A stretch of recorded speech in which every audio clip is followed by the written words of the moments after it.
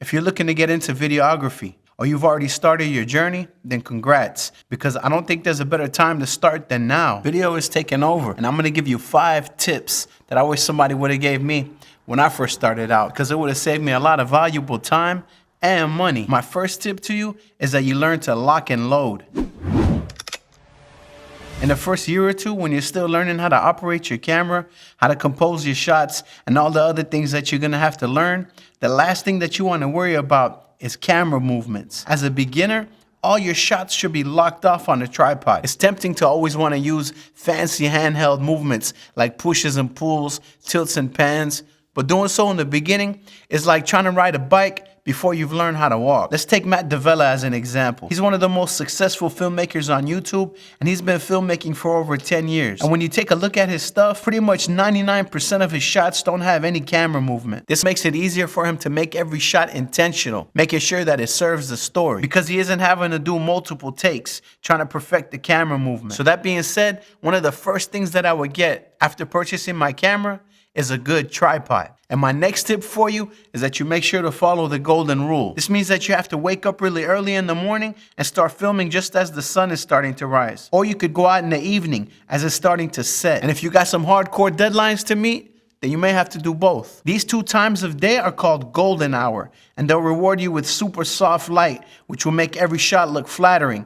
Whereas if you shoot during the day, the lighting is very harsh and difficult to deal with. The position of the sun during golden hour also allows you to get backlit shots, which add so much depth and dimension. So what I would do is find out what time is sunset in your area and arrive 2.5 hours before that time, because the sun is already gonna start making its way down. So get all the shots that you need and plan a few hero or climactic shots for the last 30 minutes before the sun sets. Once it sets, you'll still have some time to shoot in blue hour, which is great for closing sequences, as it shows the natural progression of time. Make sure you bring an ND filter with you so that you're able to shoot without blowing out your highlights. I'll leave a link in the description to some good ND filters that I recommend. My third tip is to avoid gas at all costs. Gear acquisition syndrome is a condition that many of us are unknowingly plagued with. If you're not satisfied with the results that you're getting, and you keep thinking that if you just switch cameras or you buy that super expensive lens or other piece of gear, it's gonna solve all your issues, believe me,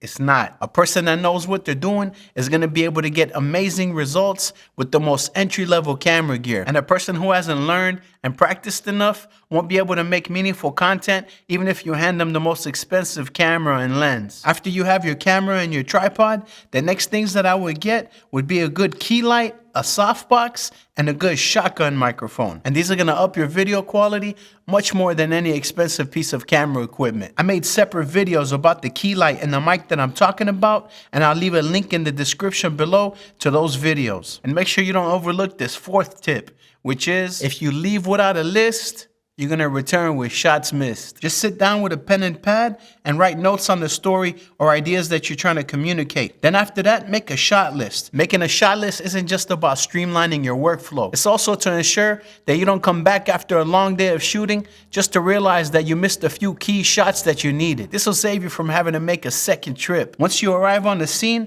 there will be plenty of opportunities to get footage of so many things that you didn't anticipate in your shot list. And you should get footage of as much of it as you can, but only after you've gotten all the things that you needed on your shot list. This way, when you get back in front of your computer to edit, you'll have everything you need, along with some bonuses as well. And my last tip is that you 3x every shot.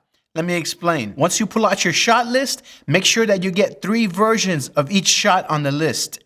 Get a wide shot, which is also called an establishing shot, a medium or your main shot, and an up close and personal detail shot of everything. This is gonna make a simple sequence much more interesting, and it'll also make editing so much more enjoyable as you'll have multiple options for each scene. And it's simple stuff like this that separates good visual storytelling from mediocre. To do this, you have 2 options. The first one is that you can just use your legs and move to the needed distance from the subject to get all the 3 shots that you need, or if you got some extra cash laying around, then you could get a wide, medium, and a telephoto lens. Personally, I really like the lenses from Tamron and Sigma. If you own a Tamron 15-30, a 24-70, and the 70 to 200, you're pretty much covered for every focal length. And Tamron makes these lenses for both Canon and Sony, and I'll leave a link in the description below to all three of these lenses, along with all the other gear that I talked about. Now, if you've already been utilizing all the tips that I talked about in this video,